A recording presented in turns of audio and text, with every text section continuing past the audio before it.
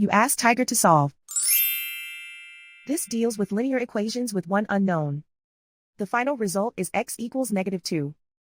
Let's solve it step by step. Simplify the expression. Expand the parentheses. Multiply the coefficients.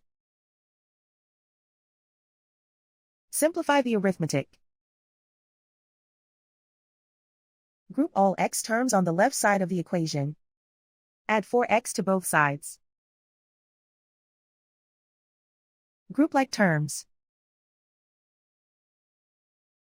Simplify the arithmetic. Group like terms. Simplify the arithmetic.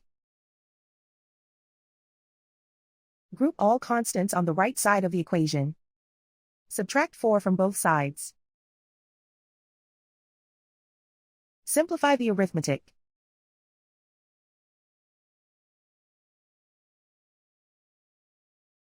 Isolate the x. Divide both sides by -8.